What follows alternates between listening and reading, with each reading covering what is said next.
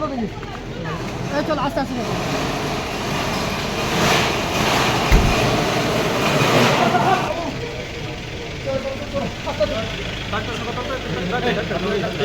তুই ওর পেছনে বই দিবানি তো অত কি জানি গেলি কেন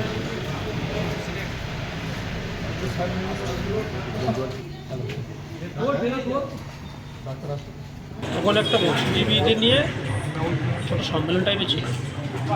সেই কার্যক্রম চলাকালীন হঠাৎ তৃণমূলের হারমাত বাহিনী, একদম হারমাত বাহিনী শব্দটাই বলছে, তারা প্রত্যেকটা মোড়ে মোড়ে চারদিক থেকে জড়ো হয় এবং আমাদের কর্মীদের দিকে হামলা চালায়। এই মুহূর্তে সুজিত সরকার নামে আমাদের একজন কর্মী গুরুতর জখম। এখান থেকে পুলিশ এনেছে থানাতে, দীর্ঘ সময় পরে থানা থেকে পুলিশ যায় এবং এখন হাসপাতালে শুয়ে আছে, রেফার করে দিয়েছে। আমরা বাইরে পাঠাচ্ছি, পিজিতে যোগাযোগ করেছি।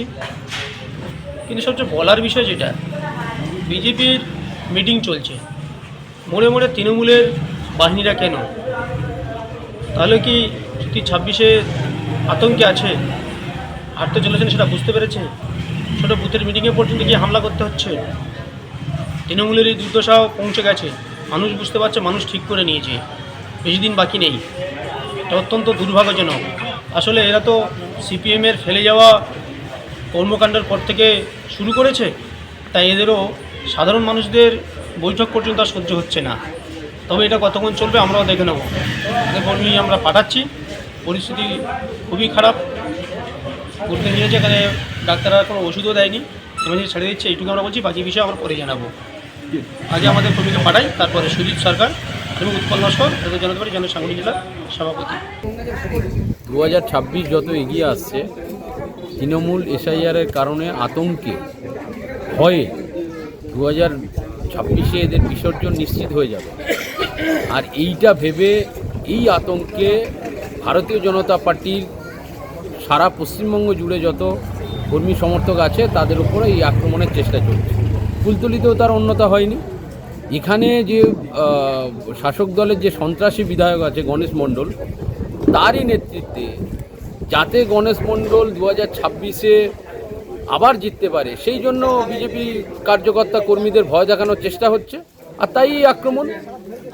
নির্বাচন কমিশন যদি এখানে কঠিন থেকে কঠিনতর বন্দোবস্ত না করে নির্বাচন করে, তাহলে যে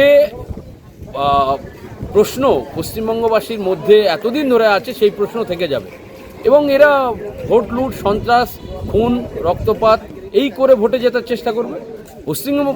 পশ্চিমবঙ্গবাসী ঠিক করে নিয়েছে যে এদের বিসর্জন, এর ঘন্টা বাজিয়ে দেবে, এদের বিসর্জন হয়ে যাবে, এদের কেউ রক্ষা করতে পারবে না।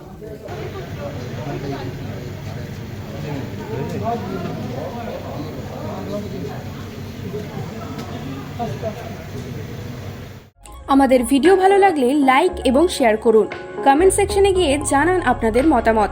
আরও ভিডিও পেতে আমাদের চ্যানেল সাবস্ক্রাইব করুন এবং প্রতি মুহূর্তে খবরের আপডেট পেতে প্রেস করুন বেল আইকন।